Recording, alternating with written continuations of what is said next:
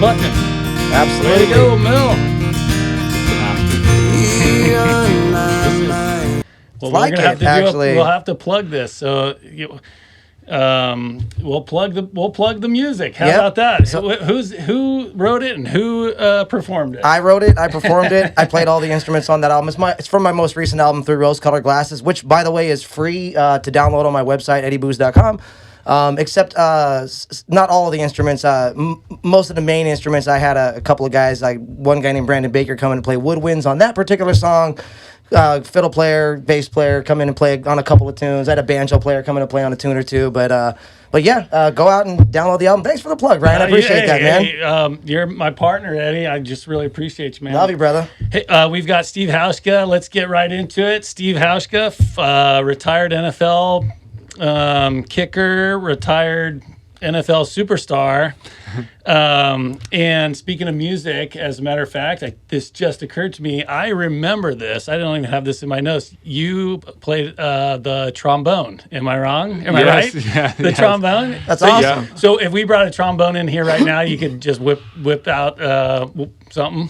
Potentially, yeah. It's been a while. I play for my kids occasionally. I played at your brother Carter's holiday celebration a couple of years ago. I learned. I wasn't invited to that. Yeah, there was a little incident too where I was playing and one of the kids grabbed the tube at the end and the slide, and I couldn't pull it back in, so it interrupted the whole thing. At Carter's deal. Yeah. What Nice. was the song? I think it was just a Merry Christmas song. Well, we're gonna have to have a trombone in here should next jam, time we dude. invite Steve in. I got my was guitar it? in the next room. Bring it in sometime. We'll jam. Yeah. Oh my God, that would be amazing. Well, Steve, thanks so much for being with us. You're one of these people. I'm on a thank you tour for what some of you guys have done for my son, and you are an active component with him and his development. And I get chills and I get emotional thinking about how I want to thank you, and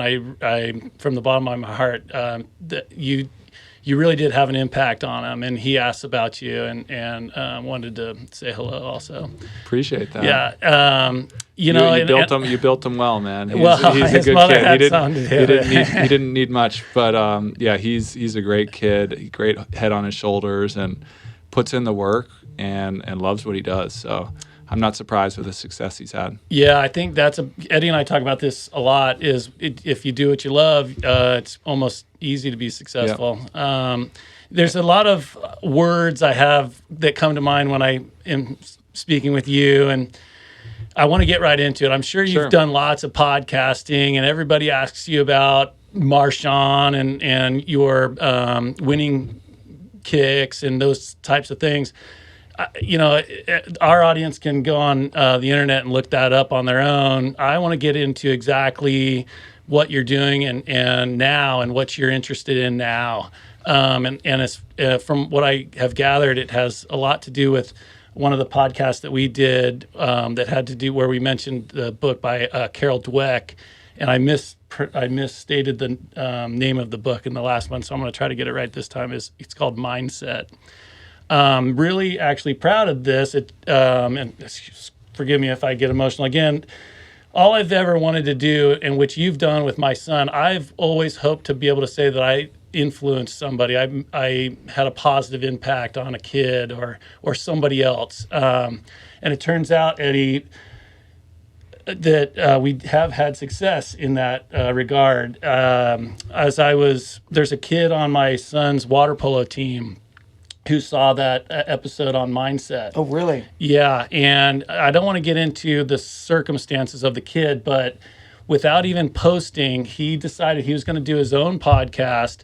He's going to call it Mindset or Mental Mindset. How cool. And without having posted yet, he has at least 5 times the amount of followers that I have. Wow. And he hasn't even posted anything yet. So I was hoping he would have posted by this time, Sure. and I was going to show it to you guys. But That's really cool. I'll let you know when it comes out, so we can all follow him. Sure. And he told you that what you were doing and what we're doing was an inspiration for him. Well, that's what my son told me. That is he awesome. said to him that because of us, That is so cool. He's done this. I'm just so proud of that, and I think you should be proud of yourself too. And I know you haven't just done it with my son; you've done it with adults as well, and you're doing that with adults. And I want to get into that, but some of the terms that come to mind when I think of you and your career and some of the obstacles you've overcome. Now, I say obstacle, and I don't know what comes to mind, but I'm thinking of you're standing on the sidelines of a Super Bowl, and it's make or break. You have to make that field goal, Yeah. and you have things going on. So I have words like self-talk. I wanted to throw that word at you and just say, hey, what do you say about that? Resilience, focus, anxiety, nerves, all of those things I would imagine just are all packaged up in you, and you can give us some guidance on how you manage those things. And I'll let you go, but I also just kind of wanted to say you're one of the most mellow guys I've ever met, and but I think people tell me that too, and whenever I hear that, I think you don't know me.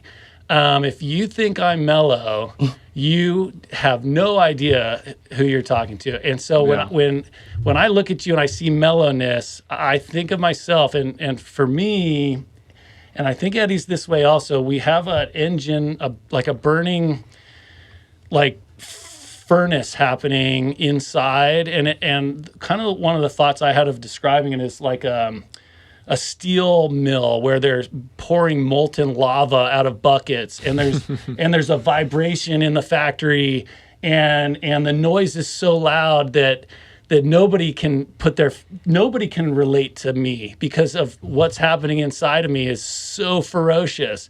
And if I brought that out, or it's dangerous. Yeah. And so tell me if I'm wrong. Do I have it right? Oh, There's something inside of you, isn't there? There's an intensity for sure. There's an intensity for sure to step up in front of 70,000 people and want that opportunity to want to go do what you do. When the entire city's, relying on you, all your teammates, your family, everything, it takes an intensity, and it takes a lot of work mentally to really want that, because the main reaction, like for most people, is like, I don't know, man, I don't want that. But to be at your best, you have to really want that. You have to like give that opportunity a hug. Like, I want this freaking kick right now. And when I was at my best, I would be jogging on the field, like believing in myself, like I'm going to make a confident swing. Like, I want this. And then step up there and drill it. And that's the mindset it takes. So all those mental skills you talked about, they're extremely important. They're necessary. You pick some up from experts, from other people that have done it, from sports psychologists. You also learn some on the job, and unique to you. You just find a way to get it done, and you train these muscles. They're mental muscles, and you train them so that you can operate under high pressure environments. And I feel fortunate that I've learned all these skills, and I've built the awareness to understand kind of my own thought processes, and I feel passionate about delivering these to youth athletes and the youth in general. By the time you're 30, about 90% of your brain's neural pathways are ingrained, and we know this struggle as adults. It's hard to change the way you think, and it's hard to change the way you behave, and you kind of get in a little bit of a track, and it takes more effort to change your habits. It takes more effort to change your thoughts. But for this next generation, if they marinate in the right thoughts and ideas, and they learn these these mental skills at a young age, they're going to be set up for success for the rest of their lives. And I think we can all agree we live in a world that's increasingly difficult for the youth and for all of us, frankly, with things pulling on our attention and distracting us and keeping us away from what's really important, and knowing ourselves. And so I feel passionate about helping this next generation. And yeah, I feel fortunate to be in a position where I'm able to teach these mental skills and also to, also help organizations, sports teams in particular, with culture, which is another fun thing I'm doing, which is basically kind of the collective mind of the organization. So rather than training an individual athlete or a group of athletes, you're training an entire team, an organization, and the mind of the organization is how I view culture. So that's kind of what I've been up to. Do you start that with the coach or the owner? It starts top down, yeah. Head coach, GM. And then we work our way down through the coaching staff and teach the coaches, empower the coaches to deliver these mental skills and these messages. And a lot of the messages that you rally the team behind have psychological skills based into them. And research and evidence, like optimism is a really important tenet of a lot of cultures. People operate better in optimistic environments because we're so dang tough on ourselves. Right. We each have up to 60,000 thoughts in a day, and a good percentage of those, 2/3, 3/4 of those are negative. And subconscious. And subconscious. Yep. So we're all operating in an environment where we're our own worst enemy. So to work in an environment where there's a leader who understands that and is able to deliver positive messages and encouraging messages and point to the things that really matter, and to explain in detail like what they're looking for from all the different parts of the building and all the different operators, that's a really productive environment to be a part of. 100%. I totally agree. And another thing that, you're doing in the middle of that is, not sure, how conscious this is, but you're also in these moments, you're teaching these youth and the team members as well. I mean, the coaches as well, not only the positivity skills, but the skills of, and correct me if I'm wrong here, but of being the conscious observer of that. Like you're talking about having the 60,000 thoughts every day that go unacknowledged, that are negative, that we overrun ourselves with. Part of what you're doing here is you're helping these people to become the conscious observer of those thoughts, as to identify the negative thoughts, override them with the positive ones when they arise. It's like in those moments when you understand, hey, that's a negative thought right there. Like that's what Coach was telling me about. I need to, what do I want to think instead here? Instead of that. So that's when the cursor's blinking, waiting for you to actively reprogram yourself. Yep. You know what I'm saying? And you're not only are you arming these kids and these youth with the actual positivity part, but you're arming them with the tool to actually address their self-talk as they move forward, their resilience, their focus as they move forward. Lead a horse to water, and and he'll, or what is it? Teach a man to fish, and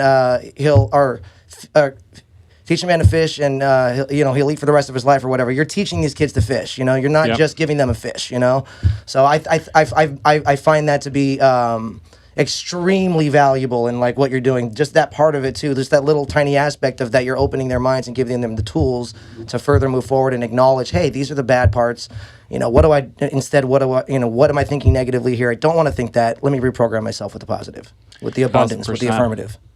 Well, Eddie, I told you as soon as we got started with this with Steve, you were going to trip. As soon as you walked in the door, you're like, this is what you're all about. And so I'm just stoked you guys got to meet. So this is a weird connection here. How about that? You too.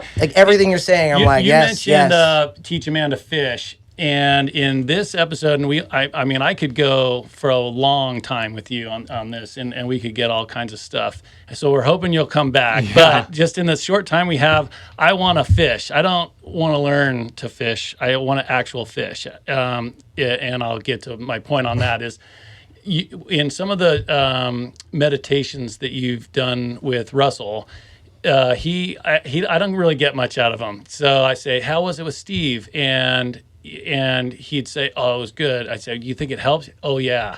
And then he'd go out and just perform, right? Yeah. And so I knew there was something to it, and I was hoping you would give us a meditation. And I know maybe you can abbreviate it for time, but maybe give us the basics, okay? But before I do that, I did want to qualify you in that, you know, I'm sure there's all kinds of podcasters or former NFL athletes or any Olympic athletes that feel like they have something to offer in terms of mentality and all the words we used. But you actually have some actual background in this mental world, this mental science. I was telling you before we started, I looked you up on Grok, and I was going to do a quick plug for Grok. Forget ChatGPT, everybody. Go with Grok. I swear to God, it's like a fucking world engine on your phone, and you can watch the way it does its logic. I've never heard of this. How do you spell it?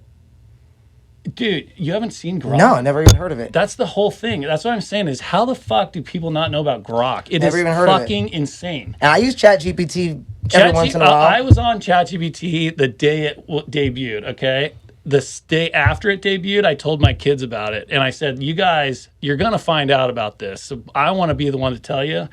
If you don't get straight A's, you guys are idiots.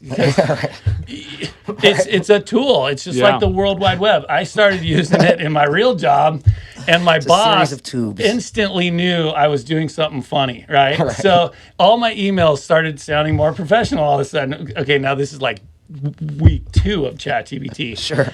And so he would say, what? He'd say, Weir'D, what the fuck is this? And I'd say, that is a bitchin' ass professional letter is what that is. What's wrong with it? And he'd say, well, you didn't write it. That's what he kept saying. And I'd say, so what if I didn't write it? And then he would say, oh, you're just doing this and that. And I said, look, when the World Wide Web came out, you would be telling me to go to the library to look something up when I could just look it up right here on my computer. So that's where we're at. Okay, so anyway, I digress. I looked you up on Grok, and Grok has this feature where it gets deep into the actual websites. Fucking ChatGPT does not go into websites. You know this, right? Gersh, if he's listening to that, is losing his mind right now. But anyway, Grok does. Grok goes into the websites, pulls the shit out, and then it shows you its logic and its brain and how it's working. And then you can read that, actually. It is fantastic. So it gave you an in-depth on him.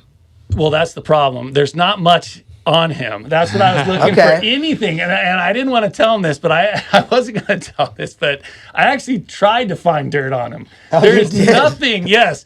The thing that pops up, the only mysterious thing that popped up was that you had an affiliation with the ASPCA. And tell us about that. But you were rescuing dogs or doing something while you were. Tell us about that. Very cool. And sorry for the plug, but I want to go back and say, hey, would you do some kind of a meditation? Can you give us one fish before we leave today? Sure. Love to do that. Okay. Awesome. So first tell us. Okay. Sorry, I wanted to say all that and then at the same time say you have a actual background in mindset, in mentality. You got your degree from Middlebury, and Middlebury's in Vermont. Okay, I knew it started with a V. So you got your degree from Middlebury in Vermont in neuroscience. Yep. Okay, so you're more qualified than I'd say every single other podcaster out there that's a former athlete. And then I studied, I finished up a master's degree last year too in health and human performance. So I studied coaching, ICF coaching standards there. And also just learned about all types of psychology, research, traditional Chinese medicine, nutrition, physiology, a bunch. It was a nice, well-rounded program. A master's That's degree. awesome. Yeah. Oh, amazing. There you go. That wasn't on Grok. Did you say that was your second master's degree? No, that was my first master's. Gotcha. Okay. My undergrad degree was in neuroscience. Awesome. So I've always been interested in psychology and biology and the brain. Sure. Okay, then let's, and we'll edit all this stuff, but let's go back and I want to ask you about sports psychology and psychologist. So I'm a top performing athlete, and somebody says to me, "Hey, you should see a sports psychologist," but the only word I hear is psychologist. Yeah. And I've said those words to my kids actually, and I see their brains working, and they only hear the word psychologist. So give us some insight into what the benefit of a sports psychologist and how that can benefit a young person. Yeah. So let me just put you in the mind of a young athlete, or like any athlete for that matter. They put in a ton of there's kind of three aspects to an athlete. There's the mental side, there's the physical side, and then there's the technical side, which is the skill side of the sport. There's a lot of effort put into the physical side, training, preparation, getting in shape before the season, during the season, all that. There's a lot of preparation put into the technical side, learning the skills, learning the plays, all that stuff. We're just entering an age where people are realizing the importance of the mental side. And what does that mean? Well, for most youth athletes, when their minds, first off, like the basic skill is awareness of thoughts and emotions and behaviors, and then having an ability to then kind of reset from things that take you out of being your best. So you kind of need a North Star of what it's like to be at your best. And my mentor, Mike Gervais, who's an incredible sports psychologist, and I got to work with him one-on-one in Seattle for 6 years. He helped me incredibly, and then now we're business partners. And what he calls it the ideal competitive mindset, and it's really like it's a feeling of what it's like to be at your best. And this is a performance state. So like, what does it feel like to be at your best? And there's some work you do to kind of figure that out logically, but it's also really a feeling of what it's like. Like, it's an emotional feeling in your heart, like in your body, of like what it feels like to feel confident, to feel like comfortable, to feel capable and focused. And everybody's got flow. Everybody's got different words around that. But when you have an understanding of what you're like at your best, and then you back that up with skills, mental skills to get there, self-talk is a great skill. Like being able to talk to yourself in a way that's like positive, encouraging, like that backs up those things that you want to feel. Breathing is a way to calm yourself down. Visualization is a way to imagine success and like see things happen before you get out there, so it's not the first time you've seen it, and your brain has seen it happen go through the uprights for me so many times that that helps you perform. It helps you, but by the time you're out there, you've already done it. So there's a lot of these mental skills, like resilience is kind of, okay, so there's a setback. Okay, everyone eventually will get back up. But what separates people is how quickly does it take you to get back to that ideal state? Because until you're there, you're compromised. And I don't care what you say, like, I am not going to kick as well when I'm compromised as I will when I'm in my ideal state. And so it's this understanding of, okay, this is what it's like to be at my best. Let's spend as much time there as we can when we're performing, and we'll use these mental skills to get there regardless of what happens, and we'll trust this process to like reset and get there, essentially before every practice, before every game, and so it becomes second nature. I love that. When you, if I'm hearing you correctly, the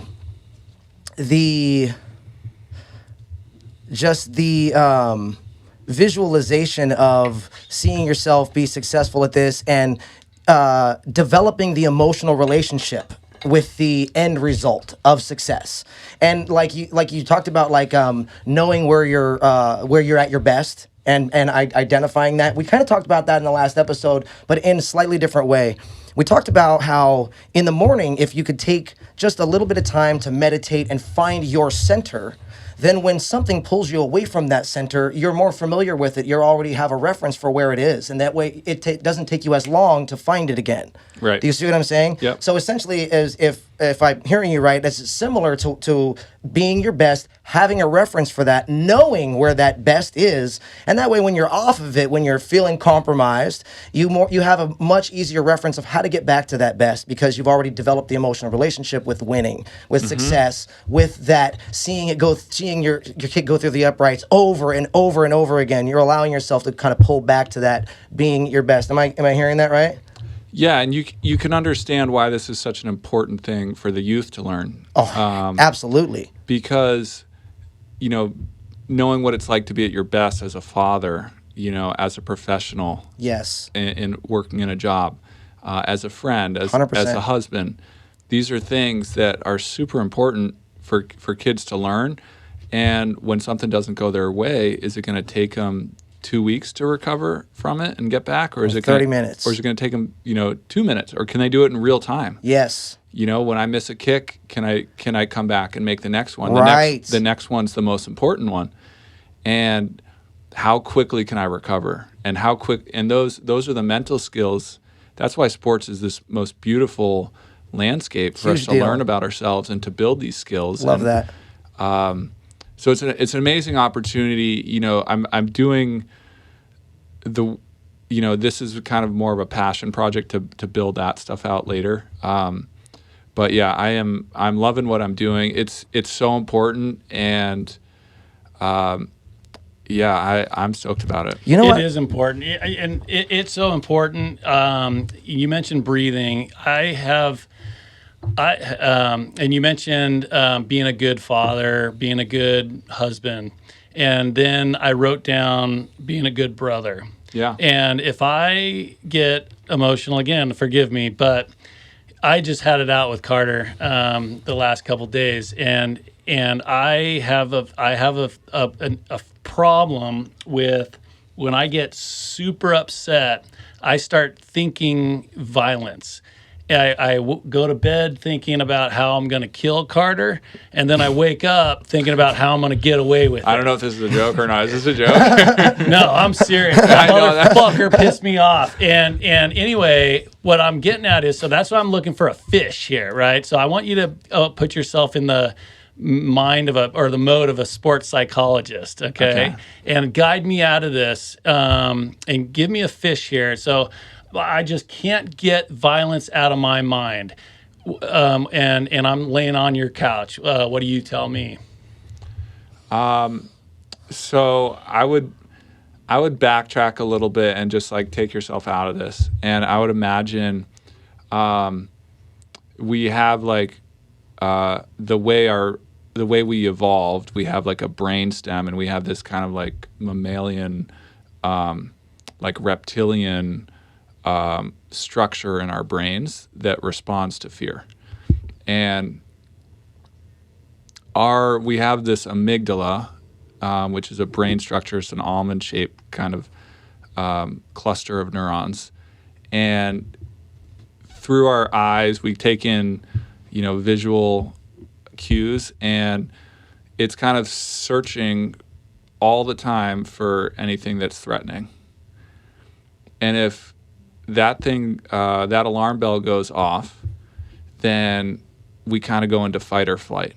And then there's this structure in our brain starts like, one of the common things is like our heart starts beating faster, we get dilated, blood vessels, and then we start thinking a lot. Like thinking kind of comes, a lot of like overthinking comes from fear. So somewhere in there is a fear that like set your brain off, and kept you just in hyperdrive.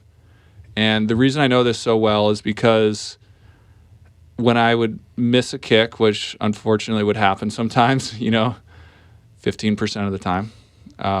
Is that what it was? Something like that. And which is remarkable. Yeah, but it felt awful. I think it's record setting, isn't it? I think No, I read there was at least for the 10%. Seahawks it was a record For the setting Seahawks. pace. So But it didn't really matter what the percentage was, because whenever there was a miss, my like reptilian brain was just, and it was almost like after the, so my mind would just be spinning for the, as soon as that miss happened, if I could reset, like I could usually get through the game, but then, it really would like gnaw at me, like, especially whatever, sometimes it was outside of my control, sometimes it was in my control, but either way it was very much related to performance and fear of like supporting my family and all these things, all these fears that we all have. But anyway, my brain would just be going the rest of the night. I could do, there were things that I could do to well, I guess I'll start with early in my career. I would just lay in bed all night with my Thinking about it. my brain Stewing. My brain so just you were stewing. out of control. I had Your no control. brain was out of control. My brain was a runaway Okay. train, and I didn't have any control. As my career progressed, I built the mental skills to like, I had routines where I could just like shut it off after the game. And like early in my career, I had to like drink after games, all this stuff. Later in my career, no, I had the mental skills. I could just shut it off. That's really interesting. relax. And you had to learn this from someone. You didn't organically come up with this, or did you? Someone, a sports psychologist, gave you some Well, when tools? I learned all these tools, and it was from a lot of different areas, some spiritual leaders and some other athletes, some coaches, all this stuff. But I put it all together. But even so, if it was a frustrating enough miss, it was still just like, here it goes again. Okay.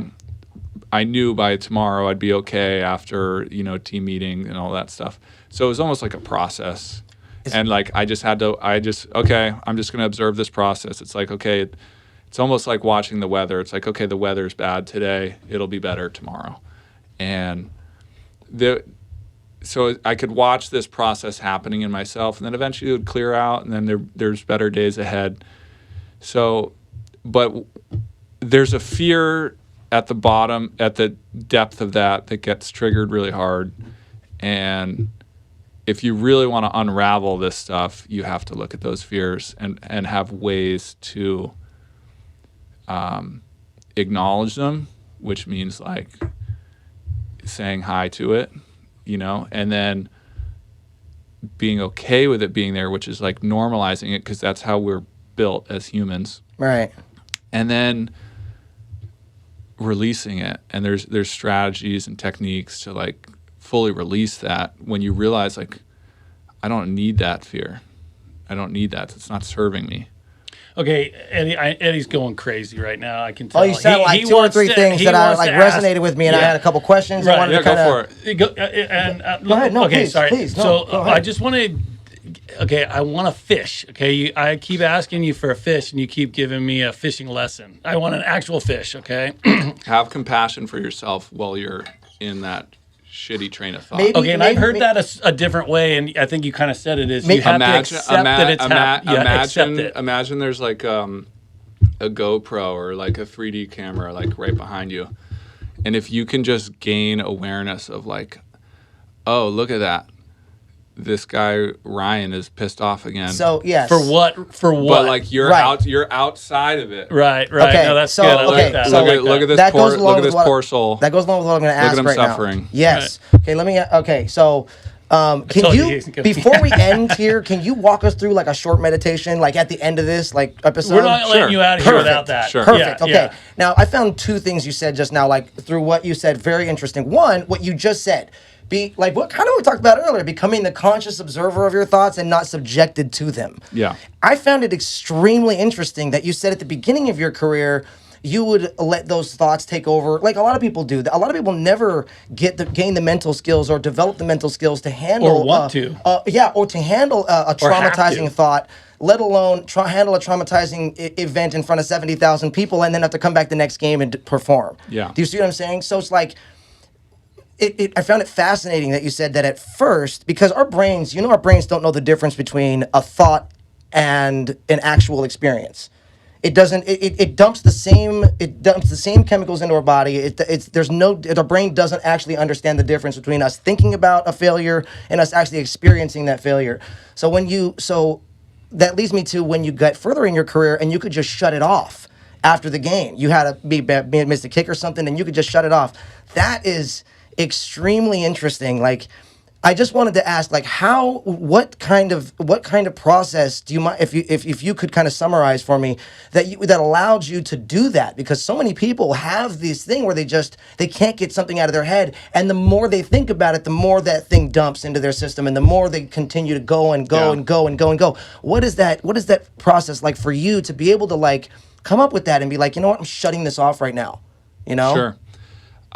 There's several different ones. And I would use, depending on the situation or depending on the severity of what my situation was. And this could go to the help with Carter too. I would use several different ones. So, Wim Hof style breath Love work Wim Hof. is a great way to clear. It's like a shotgun approach and just like changes states. We're trying to change states. Yes. You're in a funk. 100%. Let's get back at least to baseline. Maybe it's not achievable to get to my ideal mindset, but let's at least get to baseline. So Wim Hof style. There's other meditation styles where you can like get into your body, and I think that's a really good one. I want to show that one later, but that's basically getting in touch with your own body and like out of your head into your body. Like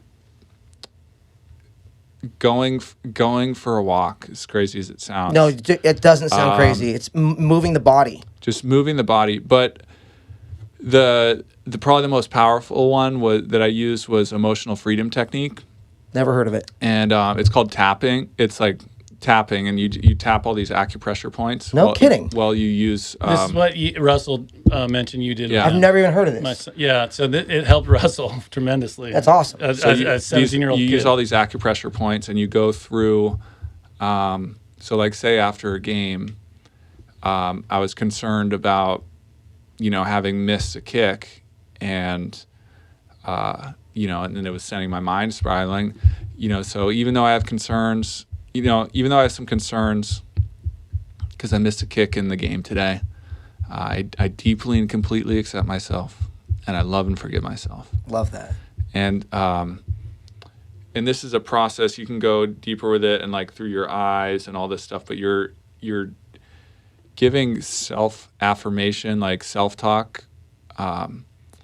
At the beginning, you're acknowledging your concerns and you're releasing them and forgiving yourself for having them. So it's a forgiveness around like Interesting. having something that didn't go well, or forgiveness for something, or forgiveness for some feeling that you have, like some fear that you have about something that's coming up. It's acceptance for what the emotion that you're having, and it's forgiveness for it, and then it's by feeling that and releasing that, you move through it and you can get to baseline. Or I use that same technique before games to get into this ideal mindset, and so I would release any concerns I had heading into the game about like field conditions or wind or like anything else that was going on. Millions of people a billion people watching for the Super Bowl or something like that. Love that. And then I would all remaining concerns be gone. Like, I had these long enough. I'm ready to let them go. And then I would get into like, I'm going to be more confident out there than I've ever been today. Every ball is going high through the middle of the uprights. I'm going to be more focused out there than I've ever been. I know the only thing that matters out there is me. Not the snap, hold, ball, field, wind, like things out of your control. The only thing that matters out there is me. I'm going to be in flow. Confident swings all day long. And so, and then I would get into this this deeper trust and this belief that I had in myself. And like embracing the opportunity, like I can't wait to get out there today. Awesome. I can't wait to get out there because I love kicking. And I'm great at it. And I love myself. I believe in myself and I trust myself. I'm going to go for it today. And it's like this freedom to like, and then this freedom to just like go for it. And then, you know, I'm going to be just fine. I'm going to be just fine. I'm ready to go. Like it's self-talk, and that doesn't really fully do it justice because it's more like a 15-minute type thing. I get the gist. You get the gist. Very cool. I love that, dude. Yeah. I love that was you're a doing hell it. of a fish. Bro, That was great. Thank you. I love that That you was do good. that. I That love was that you great. do that. Thank you. Before, not just to relieve anxiety, but also to prepare for performance. Like that's really cool. Like you're like that you utilize. You get in your brain. You warm up your body before a game. Yeah. You warm up your throwing motion before a game or your kicking motion. Let's like warm up your mind. That's fantastic. Absolutely. That's really cool. Yeah. I like that a lot. And like he said, that's a fish. You know what I mean? Yeah. Like, Yeah. And I feel like, man, I can do anything right now. I'd walk after I did that. I was like, let's go. There was no fear. You know, there's always like a health when you're in pressure pack sports, high consequence environments. There's always like a performance pressure. No matter what, it's always going to be there. But like, some of it's healthy, but like the fear that was like toxic to me and would like keep me like feeling small and afraid from like really swinging confidently and really going for it and taking the risks that I needed to take to like be at my best. That stuff was gone, and I just felt like this deep trust in myself and this deep belief and also love for myself. I got to, it was really cool actually. I got to a point in my career where I knew I was going to be okay with whatever the result was. So I knew the two results in kicking, make, miss, you know, and I knew the consequences: could lose job, the city hates you, you know, have to move, have to find a new job, death threats. I knew these consequences, and is like there's this balance of like, okay, determination,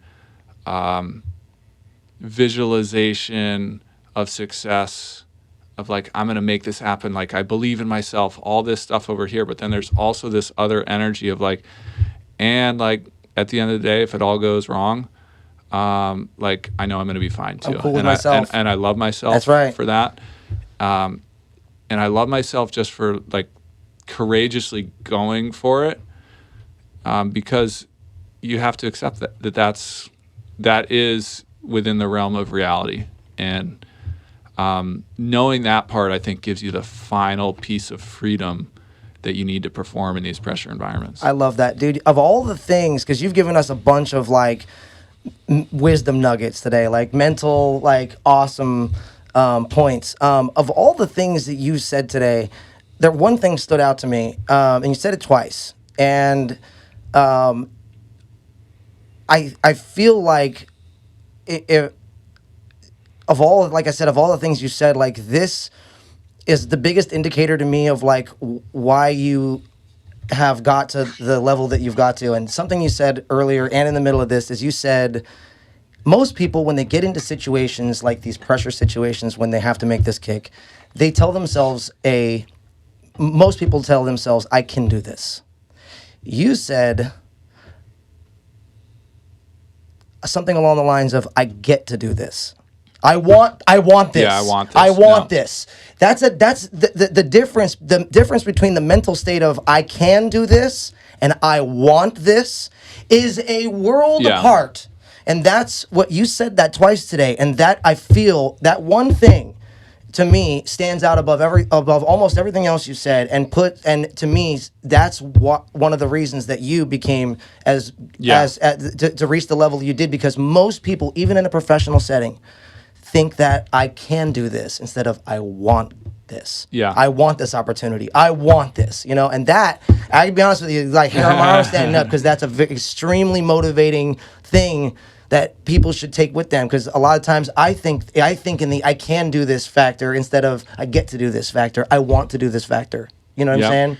I love that, by the way. I just thought I agree. One thing I just want to get into is another level of the fear and consequences that are disastrous, or what would be the worst thing that could happen? Cataclysmic. Or catastrophe. So, and one of the anecdotes or experiences I've had is with Russell, who, when he was 12, I had him do the cables on the backside of Half Dome, and it was just me and him, and I could really be near him, and I was nervous about it, but I knew that I could probably rescue him if he had some sort of episode. And I don't know if you guys have ever done that, but it's just fantastic. Well, anyway, fast forward. Now my third child is 12, and his sister is between he and Russ. Russ is now 17 or so, whatever. So now I got 3 of them, and I want to take them up the cables of Half Dome. So I said to Russell, look, I'm going to watch out for your brother. I want you to watch out for your sister, because you've already done this. And his younger brother was 12 at the time. I felt like that was he was capable of doing. I wouldn't do it if they weren't capable.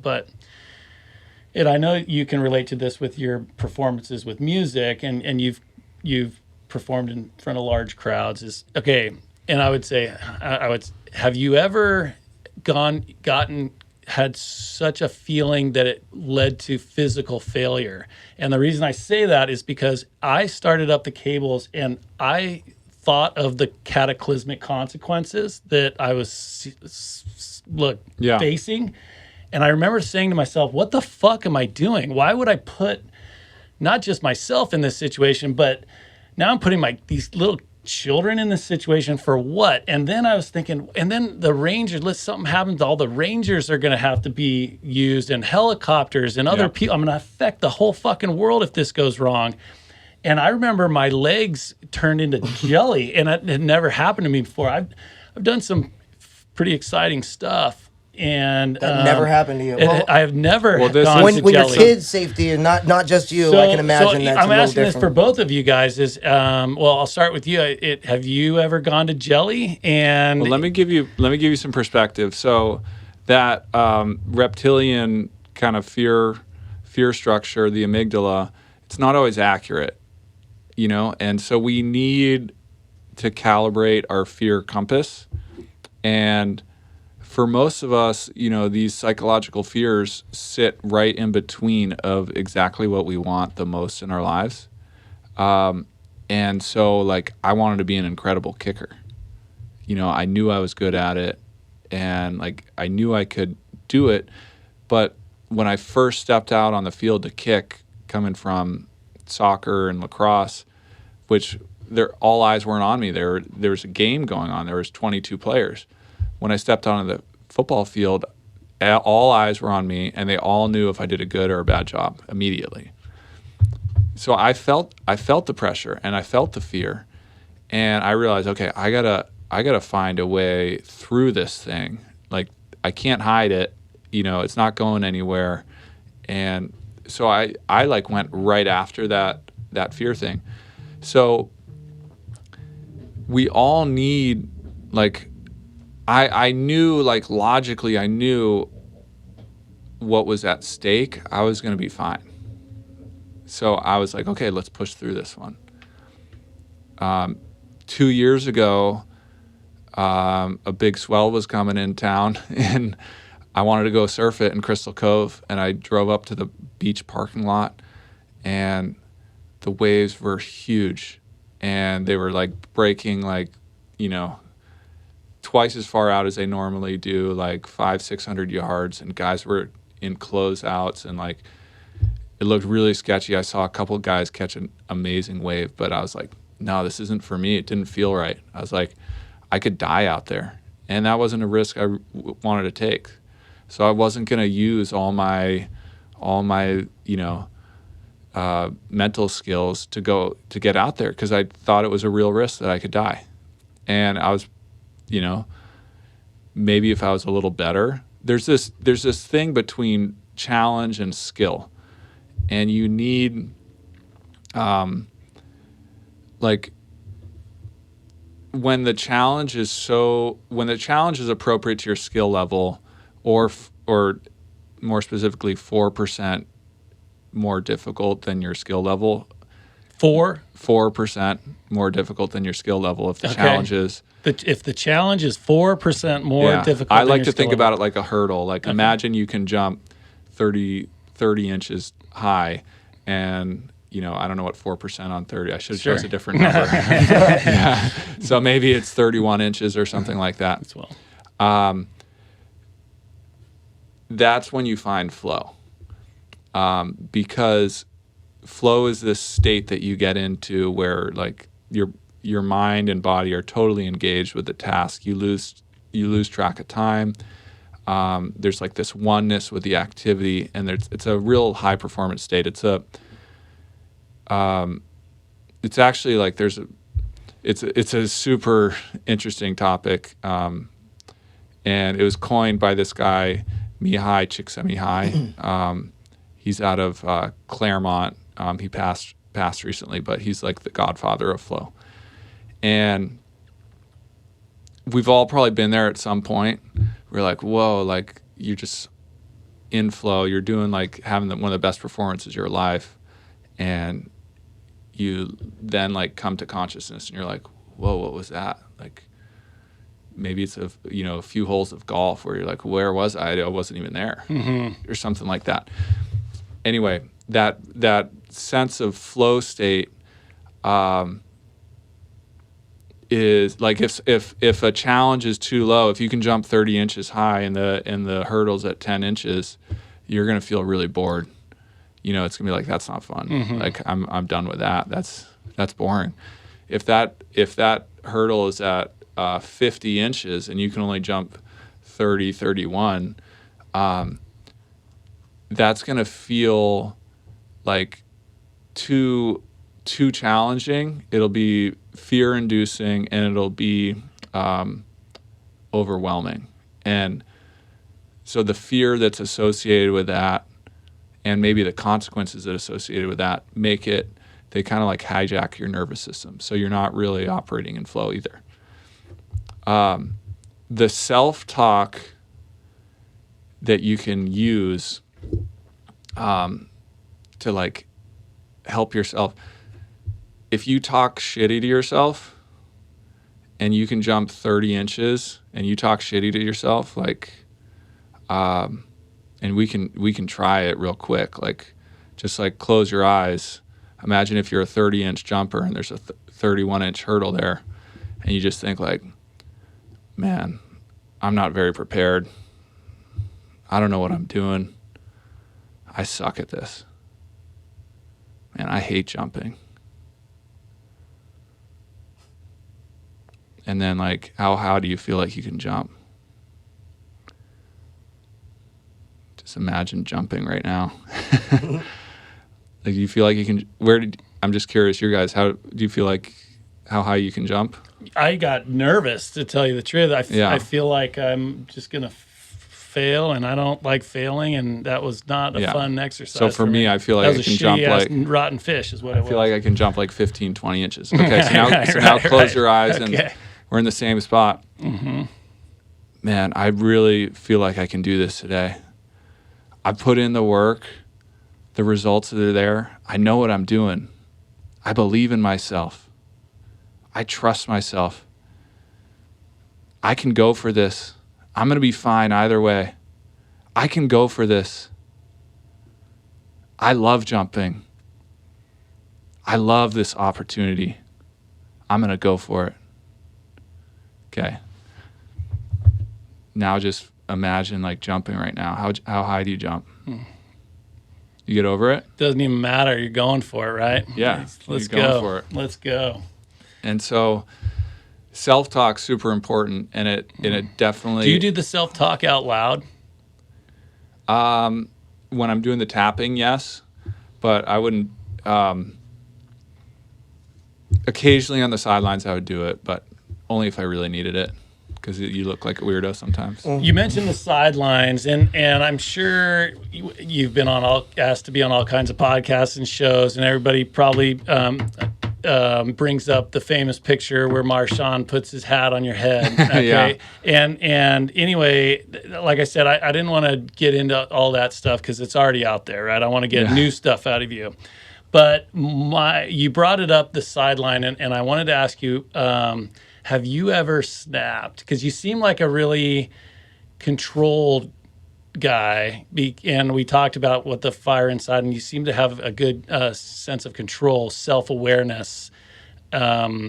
But have you ever just lost it? Like, and I can, in your face, you can see his face here. He's pretty upset. Sure. And Marshawn isn't goofing around here either. This is a serious situation, it appears to me. Oh, yeah, no, I had, This is not do you know a the goofy, backstory of this? No, I don't. But, okay. But all I knew, because I'm a Cal Bear, and when I saw this picture, I thought, oh my God, look at Marshawn. He is fucking serious business. Do you mind if I show the camera this picture? Yeah.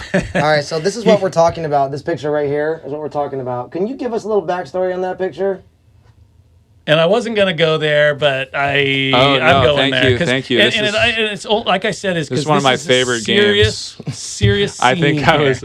Oh, sorry. And sorry, there are some. I saw some comments. I got to this thing where there's these comments, and a bunch of your teammates commented on this also, and provided a little insight also. So I thought that was interesting. Oh yeah, well, awesome. You have a lot of supportive teammates. Yeah, you seem to be a liked person. we had cool. amazing teammates, and yeah. So the backstory is this is like a nightmare game. I just was playing awful, and Marshawn came over, and like we, occasionally during games he'd come over and we'd chat, and we were buddies the whole time, and like he would come chat on the sidelines sometimes just to shoot the shit. But he danced with you one time. I saw a dancing video.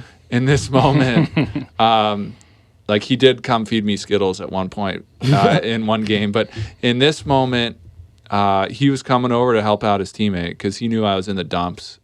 He saw me. He's like, "This is not Hauschka," and he had some music playing inside of this hat. There's a speaker in there. Oh my gosh! It wasn't a song I had ever heard before. I'm guessing there was some I think cursing. I think it was like a song from like Oakland, like one of his pals. Yeah, probably. one of his buddies. Yeah, can and you imagine? So I was. Yeah, he put that on there thinking that would help me. But anyway, you can see it on my face. But what him coming over there made a world of difference. I mean, that's what teammates are for. And, we all have an opportunity when we see somebody going through a tough time to, like, come give them that word of encouragement. Or even if you're not going to get them out of that, like, it's unrealistic that you're going to, like, snap somebody out of a state. But at least for them to know, like, hey, buddy, like, I feel you right now. I'm here for you. Yeah, and that made a world of difference. And awesome. He's a great teammate. It's a great story. Well, Thanks for sharing. And I've always kind of wondered about him, and he's so popular for his antics, but I just saw him in a movie really, recently. truly that powerful of a running back? I mean, he really was he's a the freak man. of strength. Really? Freak of strength, yeah. He would just kind of casually come in. He liked to operate like he was a freak, so he put in the work, but he did it in a way where he made it seem like it was just, God-given. Right. But he put in the work, but he was also a freak. He was so strong and like could jump on boxes as tall as I am, and lift 500 pounds, squat 500 pounds and stuff like that. I saw a thing, 30 for 30 or something, where he gave a tour of Buffalo, and he said to the camera, "Come on, guys, I want to show you where I hang out most nights." And he took him into Applebee's. And as he walks into Applebee's, the whole staff jumps up and says, "Yay, Marshawn!" Yeah. It was really a cool scene. Yeah. So, okay, but you didn't answer my question. Have you ever snapped? Have you ever just said, "Fuck you, Marshawn. Fuck you"? Oh yeah, of course. Of course. What's your name? What's the fucking course, coach's I'm name? human, dude. Right. Okay, so you lost it a couple times. Yeah, I think and kicked something or fucking smashed something. Nobody's perfect. Like, I would say I always come back to my senses though, and yeah, that's one of the things I think I'm most skilled about is like reflecting after the fact and coming back to my senses and making amends for whatever it is. But I try to stay pretty cool, but occasionally, like everybody, there's a snap occasionally, especially under these pressure environments, man. Sure. Have you ever snapped after retirement? Yeah, I mean, there's different pressure in like road real rage? life. You ever had a road rage incident? No, nothing. But there's different pressures in the real world. Like the thing about playing football, there's this illusion that the better you get at your sport and at your craft, it's like this hyper focus. And there's this illusion that if I get really good at this one thing, like everything else in my life will be taken care of. And I think it's pretty common for high performers and successful people. They believe in this illusion. But when football was finished for me, like my world opened up, my eyes opened up to be like, holy smokes, there's like all these different aspects of my life and my family and my friends and my community and my career. All of these aspects of my life are all important, and they all deserve like attention. And holding that in balance is an extremely difficult thing to do. And so, yeah, it's been you have to learn a lot. Like the journey of life, like there's no end to the learning and the growing. Okay, I'm guessing you've come up with your own original ideas, and you've had all kinds of mentors and coaches that have given you these tools. Do you have any tools that are unique that you came up with on your own? And the reason I kind of bring that up is we did a show with the dean of the psychology department at UCI, I don't even remember when she said it. I might have been thinking of, in my own head while she said this, but she gave us this really great clip about depression and the way kids have to manage their lives, and I'm paraphrasing, but she basically mentioned that you can expect these kinds of misbehaviors and things, and then they can be managed and released, and you can move on through them. And but what happened to me, and I'm going to go back to the question, is if you've had some of your own original techniques and thoughts, but what happened to me was I started getting down on my daughter about something, and it had to do with her attitude. And one of it was she says, comes in the door and says, "My knee hurts." And I said, every time you come in the door, the first thing out of your mouth is something negative. Can you somehow say something positive? Anyway, I got all upset. And then I somehow clicked on this clip that you put together on her, and it helped me. So my your own podcast helped me. Awesome. And then I fucking sent it to my wife, and she's like, "Wow, that was pretty good." Then my wife liked my thing, and I said to her, "Honey, this is the first time you've ever supported me in anything. This is amazing. I think we can actually make something out of this. That's hilarious. Yeah. So anyway, okay, now back to the question. Give us one of your original techniques, and what do you call it? What name it? Yeah. So I've got, I've been working on something, and it comes from that tapping technique.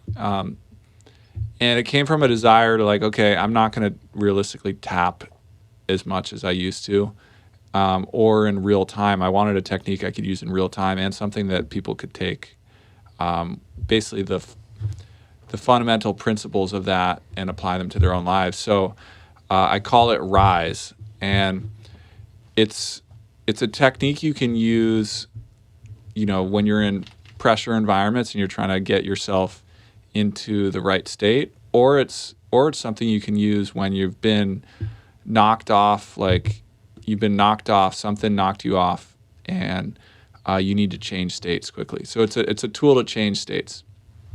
And the and it's based around like fear and how it kind of hijacks us. So the R is to recognize the fear and just name it.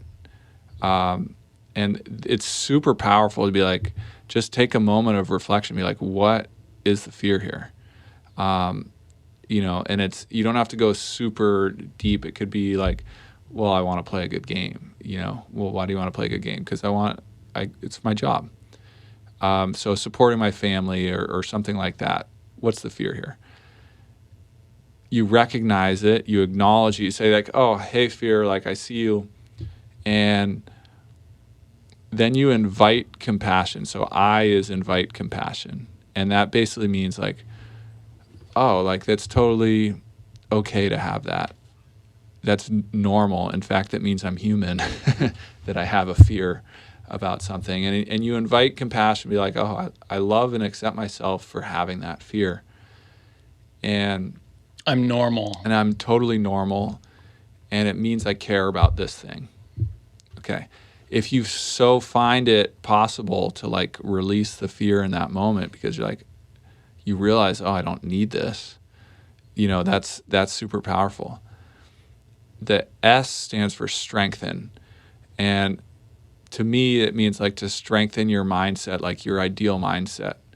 So you're pivoting from this fear that like you realize now is not serving you. Mm-hmm. And then you're starting to strengthen your mindset. You're using self-talk. So you're like, man, like I love doing what I do. I'm really good at this. And you use self-talk depending on the situation to get yourself in the right state. And then E is embrace. And that really means like to step up to the situation, embracing it instead of like shying away. Face it It's head like on. let's go, man. Like I want this, and I'm gonna show up to this. I'll give you a super tangible example of when I used it, and I've been using it recently. So just to recap, though, it's recognize, identify the fear. It's invite compassion. Yep. It's strengthen, which means to essentially affirm the positive. Essentially, whatever your ideal mindset is. Whatever ideal your mindset is, and then embrace. Embrace correct? it. Yep. And then embrace means hit it head on and don't shy away from it. Yeah, like convince yourself that you want this thing. I like that. So I've been working on some on writing a speech, and my computer I've been kind of struggling with the speech a little bit too because it's been hard. It's a lot of work to put it all together, and it's taken longer than I wanted, all this stuff. I had a bunch of writing on my computer, and I had an issue with my computer and like lost the document. Mm-hmm. And I got all frustrated, and I was like, fuck. Naturally. Yeah, I was like super frustrated. I was like, wait a second. And I was like spiraling too. I was going on the train to Shittown. And I was like, okay, what is the fear here? And the fear was that I was never going to get my message out, and I was never going to find my message, and I was never going to get it out. And I was like, so I acknowledged that fear. I was like, okay, I see you. Like, I don't really need that. I don't really need you in this moment. And I realized I'd been like procrastinating a bunch and all this stuff. And I invited compassion in myself. I was like, okay, like I love myself for this fear. That's totally normal. And then I started to strengthen my mindset. I was like, man, I can do this. Like I can do this right now, actually. And then I embraced it. It's like, I want to do this right now. Like I love writing. I love getting my message out there. And I went on a little like writing bender right then and just like got so much gold down on the paper. I was like, man, it's like all within me. I don't need to like be fearful about losing a document. And next thing I know, I had like a beautiful document with like all this amazing information on there. And I attribute a lot of it to like shifting states really quickly and like looking at my fear and then like going right into the work that I knew I needed to do with the right mindset. That's powerful. I mean, Love I it. think we've all experienced that. I did that in about like challenge. 2 or 3 minutes too. You know, I went from like Real time. total disaster to total disaster spiraling to like Everything's gonna be okay. writing, like everything's going to be great. And like I am writing and like making progress towards what I know is important. Yep. Do you think? Well, I gotta say this because I'm big on books, and every episode we've done, I've mentioned a book, and at some point we'll get into affiliates and having people and getting paid for the books. Sure. Yeah. Sponsors. Well, no, I mean not sponsor. Well, whatever. So the last one we did, the first one we did with the professors was, and we mentioned the mindset book from the Stanford professor, Yeah. and you know, I a bunch of people called me and asked me about it. And then I mentioned the kid Right. is going to do his podcast. But another book that we mentioned in the last episode is a book called Eat That Frog. Oh yeah. Have you heard of that Yep. book? Okay, so that's a neat book, and we'll save some of that discussion for later. But it reminded me of your story about getting back into that speech and writing that speech. That to me was your main frog. And it was like all of a sudden you had to just put that dirty old frog on your plate and then go into your rise mode, right? Yeah. So that's one of the things I think that it's like a blend. If I can use your rise to eat my frog, You need it. yeah, I think that's need really it. helpful, and I think it kind of brings some of the other things we've done together. There's Absolutely. fear baked into a lot of the things we know we need to do, and we procrastinate them. We avoid 100%. we avoid them, and part of life, part of growing, and like finding the deepest parts of yourself and who you're meant to be, and finding meaning and purpose in life comes from doing hard shit. Yeah. And like to do hard shit, you have to use skills to get yourself in the right mindset to go do them. And, it's interesting living in Newport Beach because there's a lot of people who aspire to a totally different mindset, which is, I want a life of comfort and luxury. And that is like, and complacency. That just screams of like complacency to me. Like there's no growth in like perpetual relaxation, Exactly. It's so funny you say that. I thought that's what my goal like was. Death. It is death. So there's like in order to become the best versions of ourselves, we have to pursue discomfort. We have to pursue this stuff, like not all the time, not like 98% of your day, but Right. a healthy balance, and that moves You're right. us forward. And it's funny you say that because we all want to be happy. Everybody wants to be happy in this life, but happiness is a state that we can never just fully have 100% of the time. Things happen. People we know have illnesses. We get sick. Things happen in our lives that bring us in and out of this state of happiness. But what we can do is we can achieve a state of fulfillment more often than not if we do the hard shit. have some self-discipline, make the choices that are good for us, not necessarily the thing that's self-gratifying in the moment. Yep. You know what I'm saying? So if we do the hard shit, then we get to grow. Yeah. You know what I'm saying? And having that self-discipline, what it does, if we practice that, the more we practice it, the more we're creating moments of fulfillment for ourselves. And the more we do that on a daily basis, those moments of fulfillment get longer in duration and closer and higher in frequency. You know what I'm saying? So the more moments of fulfillment you're creating, the longer they're staying, and the less time in between fulfilling moment to fulfilling moment that you have, without being fulfilled or having the sadness or having whatever's on your plate. So, doing the hard shit and being self-disciplined, I feel is one of those things that creates those moments in your life to actually make your life better and make you fulfilled and keep you on that positive track. Absolutely, Steve. The clock has run out. It has run out. And I told you guys you were gonna dig this. I promised. Great episode. And I just want to say thanks again for everything you've done for me and my family.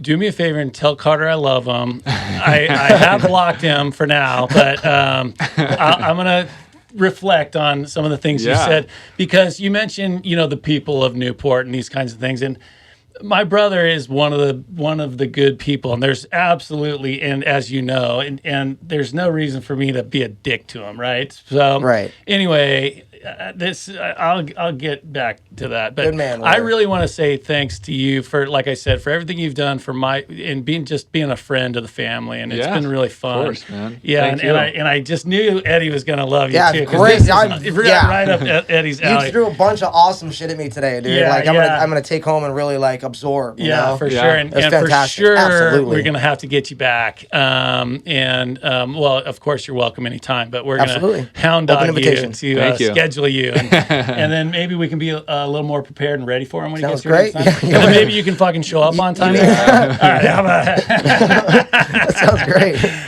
This has been so fun. Thanks so much, Steve. You are the man. It's Thanks, been brother. great. Appreciate you, man. Thanks for your time. Yeah. Thank you, guys. We do have you're the wrap-up guy. All right, thank you guys so much for your time today. I appreciate you guys. Thanks to our guest, Steve. How do you pronounce your last name? Hauschka. I was gonna say that. Steve Hauschka.